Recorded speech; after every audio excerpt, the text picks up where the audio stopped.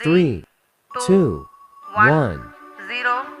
14 जुलाई 2023 दोपहर 2:35 पर भारत के लिए वह पल आया जब भारत का बाहुबली रॉकेट LVM-3M4 आसमान में बादलों को चीरते हुए चंद्रयान 3 को लेकर चांद की तरफ रवाना हुआ। जब रॉकेट को लॉन्च किया गया तो इसकी शुरुआती रफ्तार 1627 किलोमीटर प्रति घंटा थी।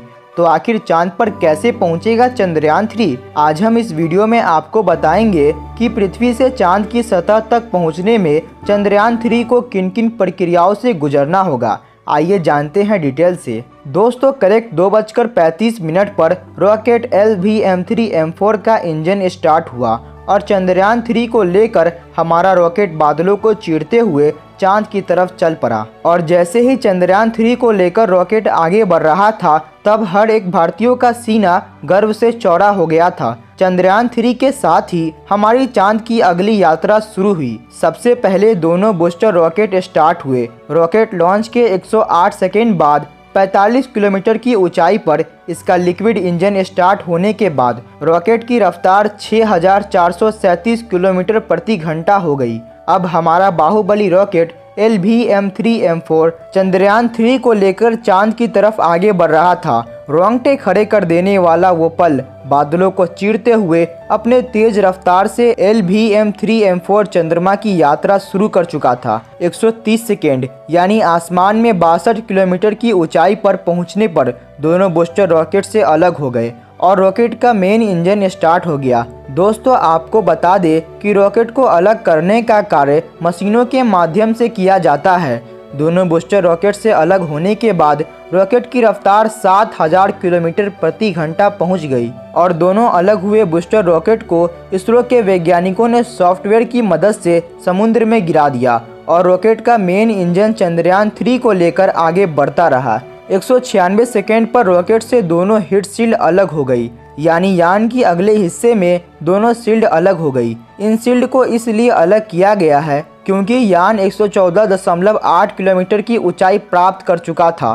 307 सेकेंड पर रॉकेट से लिक्विड इंजन अलग हुआ। रॉकेट से लिक्विड इंजन अलग होने के बाद क्रायोजेनिक इंजन स्टार्ट हुआ और चंद्रयान 3 को लेकर पृथ्वी की कक्षा की तरफ तेजी से बढ़ा। क्रायोजेनिक इंजन स्टार्ट होने के बाद रॉकेट की रफ्तार 36,968 किलोमीटर प्रति घंटा हो गई थी और कुछ दूर जाकर क्रायोजेनिक इंजन भी बंद होकर चंद्रयान से अलग हो गया और भारत का चंद्रयान 3 लॉन्चिंग के 16 मिनट बाद पृथ्वी की कक्षा में स्थापित हो गया और धीरे धीरे अपना ऑर्बिटर बढ़ाकर अब चांद की कक्षा में प्रवेश करेगा।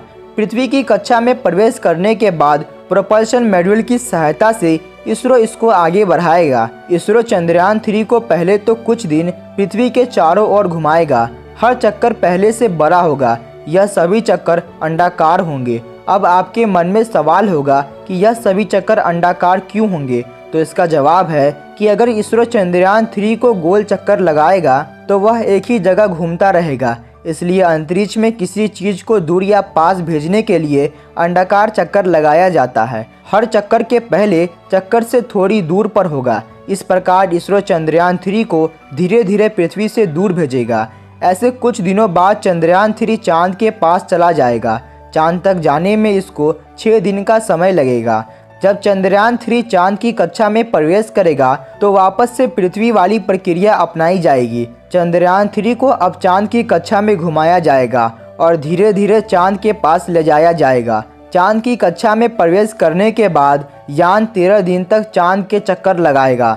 चंद्रयान 3 अपने साथ 3 अलग अलग हिस्से लेकर जा रहा है। सबसे पहला उड़ाने वाला हिस्सा प्रोपल्शन मॉड्यूल, दूसरा हिस्सा उतारने वाला लैंडर मॉड्यूल और आखिरी तीसरा हिस्सा है घूमने घुमाने और जानकारी जुटाने वाला हिस्सा रोवर। और ऑर्बिटर वाला हिस्सा इस बार नहीं भेजा गया क्योंकि चंद्रयान 2 का ऑर्बिटर पहले ही चांद के चारों ओर घूम रहा है। इसरो इसी का इस्तेमाल करेगा और जैसे ही चंद्रयान 3 चांद से 100 किलोमीटर के दायरे में पहुंच जाएगा प्रोपल्शन मॉड्यूल से लैंडर अलग हो जाएगा। लैंडर अब अपनी कक्षा में अपनी स्पीड कम करने की कोशिश करेगा। करीब 40 से 42 दिन बाद लैंडर और रोवर चंद्रमा के साउथ पोल पर उतर जाएंगे। चंद्रयान 3 की चंद्रमा पर लैंडिंग 23 अगस्त की शाम 5:47 पर रखी गई है, लेकिन वहां सूर्योदय की स्थिति को देखते हुए इसमें बदलाव हो सकता है। अगर सूर्योदय में देरी होती है तो इसरो लैंडिंग का समय बढ़ाकर इसे सितंबर में कर सकता है। चांद पर चंद्रयान 3 को उतारना इस मिशन का सबसे कठिन पार्ट है। चंद्रयान 2 भी इसी समय फेल हुआ था। यह आखिरी 15 मिनट इस मिशन के सबसे कठिन मिनट होंगे।